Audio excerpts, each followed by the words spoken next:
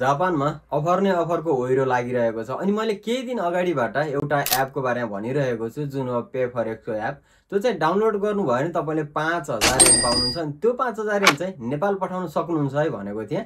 Nepal पठाउनुभन्दा पहिलासँगको process चाहिँ सबै मैले यो भिडियोमा तपाईँहरूलाई भने कसरी हामीले 5000 एन पाउन सक्छौँ भनेर। अब त्यो पाएको 5000 एन चाहिँ कसरी नेपाल पठाउन सकिन्छ भनेर तपाईँहरूलाई देखाउँदैछु। सो भिडियोलाई अन्तिमसम्म हेर्नु होला। अनि मेरो युट्युब च्यानलमा यदि तपाईँहरू नयाँ हुनुहुन्छ भने मेरो युट्युब च्यानललाई सब्सक्राइब गर्नु होला है त। अनि तपाईँहरूले यदि यो भिडियो चाहिँ मेरो टिकटकबाट हेर्दै हुनुहुन्छ भने पनि मेरो टिकटकलाई फलो गर्न चाहिँ नबिर्सिनु होला यस्तै इन्फर्मेसनको लागि।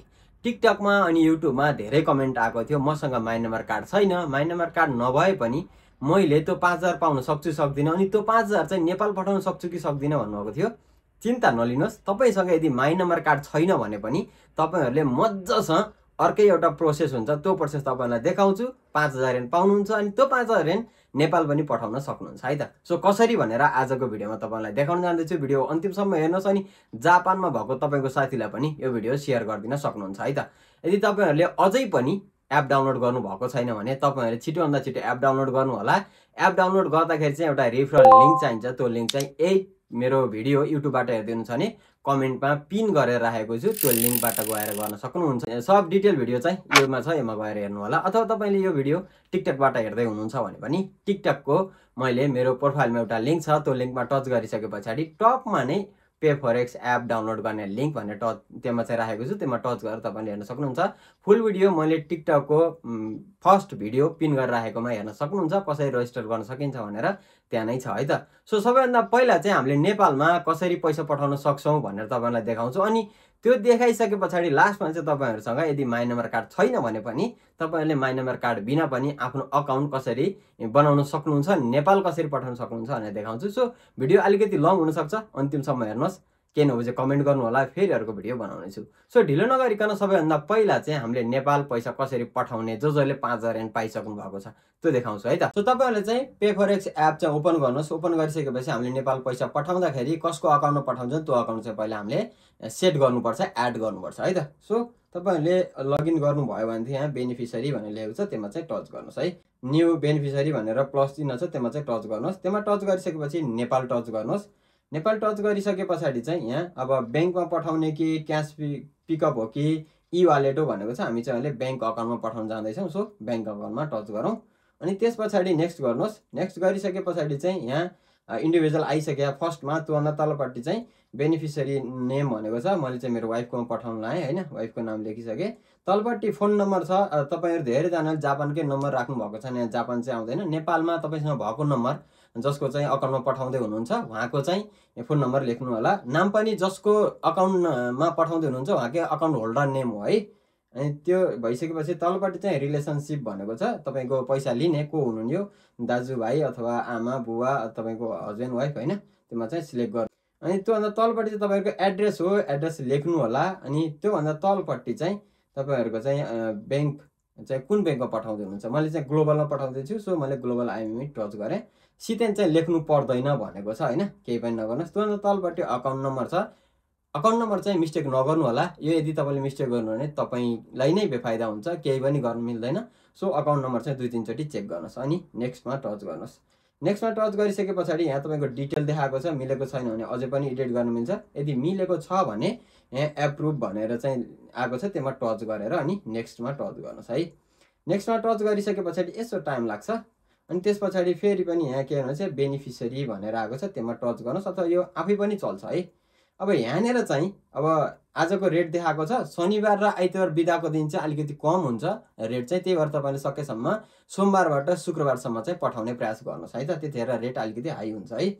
मैले आजै पठाउनु लागेको भएर अलिक कम छ होइन। सो मैले चाहिँ 25000 पठाउँदैछु 5000 युज गर्नको लागि, किनभने तपाईँले पठाउने अमाउन्टको 20% चाहिँ पी अमाउन्ट चाहिँ तपाईँले युज गर्न मिल्छ है।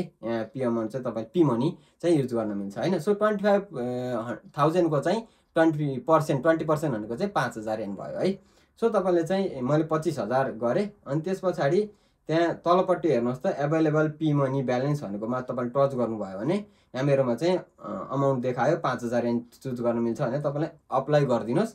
मजाले यसरी 5000 एन चाहिँ अप्लाई भयो भनेर यहाँ देखाएको छ है। Use of P money 5000 JPY भनेर देखाएको छ होइन।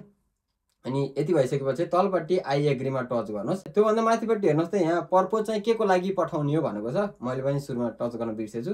तपाईँहरूले पनि एउटा पर्पोज चाहिँ राख्नु होला हैन, फाइनेन्सिङ हो कि इन्भेस्टमेन्ट हो कि हैन, एउटा चाहिँ टच गर्नु होला, ट्युसन फी हो कि है। अनि नेक्स्ट टच गर्नुहोस्। नेक्स्टमा टच गरिसके पछाडि चाहिँ यहाँ तपाईँले देख्न सक्नुहुन्छ मेरो आजको मैले पठाउन लागेको एक्सेस अमाउन्ट चाहिँ टोटल 25,000 हो। 25,000 मा 5,000 चाहिँ मेरो पी मनी हो भनेको मैले जम्मा मेरो खल्तीबाट हाल्नुपर्ने कति छ 20,500 जेपीआई मात्रै मेरो खल्तीबाट हाल्नु पर्यो। मैले 20,000 हाल्दाखेरि मेरो रियल अमाउन्ट 20,000 हाल्दाखेरि मेरो नेपालमा कति जाने भयो 22,704 जाने भयो आजको एक्सचेन्ज रेट अनुसार। मलाई फाइदा नै भयो हैन। सो 20,000 हाल्दा 22,000 त कहिले पनि जाँदैन अहिलेको रेट अनुसार। किन फाइदा भयो भने 5,000 चाहिँ मैले पी मनी राखेको छु। तपाईहरुले पनि यसरी नै पठाउन सक्नुहुन्छ। सो डिपोजिट नाउमा टच गर्नुहोस्। डिपोजिट नाउमा टच गरिसके पछाडि यहाँ चाहिँ तपाईहरुले कम्बिनी स्टोरबाट तिर्ने हो कि बैंक ट्रान्सफर हो कि भनेर भनेको छ हैन। एकचोटि चाहिँ तपाईहरुलाई म यो बैंकको एड कसरी गर्ने भनेर पनि देखाउँछु हैन। पेपे गिङ्को भनेर लेखेको तलबाट टच गर्नुहोस्। तपाईसँग पेपे गिङ्को छ कि अथवा यो एसएमबीसी गिङ्को छ भने तपाईले यहाँ लिंक गर्न सक्नुहुन्छ। अहिले चाहिँ सबैलाई हुने सबैलाई सजिलो बुझ्न स्टुडेन्टहरुलाई पनि चुचोमा नदेखियोस् भन्ने हुन्छ हैन। सो एकचोटि ब्याक गरौँ र कम्बिनी स्टोरबाट गरौँ है। कन्भिनियन्स स्टोरमा टच गरेपछि त्यहाँ केबाट तिर्ने भन्छ। मेरो नजिक चाहिँ लसन छ, मैले लसन टच गरेँ। लसन टच गरिसके पछाडि चाहिँ कन्फर्म टु पे भनेको छ त्यसमा टच गर्ने। त्यसमा टच गरेपछि ट्रान्जेक्सन पासवर्ड भनेको चाहिँ यदि बिर्सिनु भयो भने तपाईले पेफरेक्सको फेसबुकमा गएर मेसेज गर्न सक्नुहुन्छ। मैले फोन नम्बर राखेको छु, यो फोन नम्बरमा तपाईले फोन गरेर पनि बुझ्न सक्नुहुन्छ है। सबै उहाँले सिकाइदिनुहुन्छ बिर्सिनु भएको छ भनेदेखि है। बिर्सिनु भएको छैन भने राखेर नेक्स्ट गर्नुहोस्। यहाँ चाहिँ मजाले दुईटा नम्बर आयो, एउटा ओक्याक्सम बाङ्गो आयो, अर्को खाकुनिन बाङ्गो आयो। सो अब यहाँ कसरी युज गर्ने भनेर पनि मैले तपाईहरुलाई देखाएँ, तर जिसाइ नि म चाहिँ कम्बिनीमै गएर देखाउँछु है। लसनमा जानुभयो भने लोपी छ, लोपीमा जानुहोस्। लोपीमा एकचोटि टच गरिसके पछाडि यहाँ फर्स्टमा मैले तपाईहरुलाई चाहिँ खाकुसिउ बाङ्गो भनेर लेखेको छ त्यसमा चाहिँ टच गर्नुहोस्। खाकुसिउ बाङ्गो ओ मचिनो काता भनेको छ फर्स्टमा, त्यसमा चाहिँ टच गर्नुहोस् है। त्यसमा टच गरिसके पछाडि लङ वाला थियो नि जुन चाहिँ नम्बर तपाईको ओक्याक्सम बाङ्गो त्यो चाहिँ यहाँ राखेर तपाईले चुगिएमा टच गर्न सक्नुहुन्छ।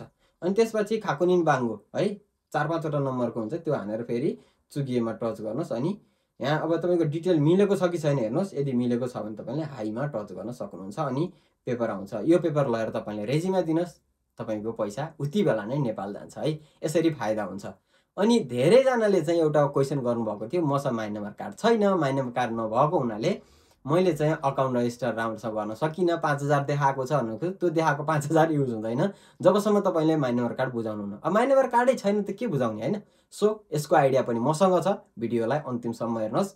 के गर्न सकिन्छ भनेदेखि तपाईहरुलाई एउटा स्टेप देखाउँछु जहाँ मैले यो भिडियोमा चाहिँ तपाईहरुलाई भनेको थिएँ के गर्नुपर्छ भनेर। यहाँ एउटा स्टेप छ नि ओपन अकाउन्ट गर्दाखेरि चाहिँ के टच गर्ने भनेर के चाहिँ डकुमेन्ट राख्नुपर्छ भनेर। यहाँनिर चाहिँ document that can confirm my number भनेर लेखेको छ नि त्यसमा टच गर्ने। यो चाहिँ त्यही भिडियोमै छ। त्यस पछाडि मैले चाहिँ यहाँ माई नम्बर कार्ड टच गरेको थिएँ। तपाईहरुले चाहिँ copy of certificate of residence भनेर लेखेको छ नि त्यो चाहिँ तपाईहरुले जुम इन हो लिएर आउनुहोस्। जुम इन हो भित्र चाहिँ नबिर्सिनुहोस्। यसरी चाहिँ माई नम्बर चाहिँ त्यो माई नम्बर कार्ड भित्रको तपाई कोजिन बाङ्गो है, कोजिन बाङ्गो चाहिँ लेखेको हुनुपर्छ। कोजिन बाङ्गो छैन भने हुँदैन। छ भनेदेखि तपाईले चाहिँ यो copy of certificate of residence भनेर लेखेकोमा टच गरेर तपाईको जुम इन होको फोटो खिचेर पठाए पछाडि अनि जाइरो कार्ड राख्ने, आफ्नो फेसको चाहिँ स्क्यान गर्ने हैन। त्यो सबै चीज गरिसके पछाडि तपाईकोमा 5,000 आको युज गर्न मिल्छ, नेपाल पठाउन पनि मिल्छ। माइ नम्बर छैन के गर्ने भनेर धेरैजनाले सोध्नुभएको थियो। यसरी नै गर्न सक्नुहुन्छ। जुम इन होबाट पनि मिल्छ है। यदि बुझ्नु भएन भने कमेन्ट गर्नुहोस्, फेरि बुझ्ने तरिकाले भिडियो बनाउँछु। सो तपाईहरुलाई कस्तो लाग्यो मेरो भिडियो कमेन्ट गर्न चाहिँ नबिर्सिनु होला। अनि मेरो युट्युब च्यानललाई सब्स्क्राइब गर्न चाहिँ नबिर्सिनु होला। अनि टिकटकबाट हेर्दै हुनुहुन्छ भने टिकटकमा फलो गर्न पनि नबिर्सिनु होला। Thank you. अहिलेको यो क्याम्पेन चाहिँ केही समयको लागि भएको हुनाले छिटोभन्दा छिटो गरिहाल्नुहोस्, फाइदा लिइहाल्नुहोस् है त। Thank you. फेरि अर्को भिडियो भेट्नेछौँ। अहिलेको लागि धन्यवाद।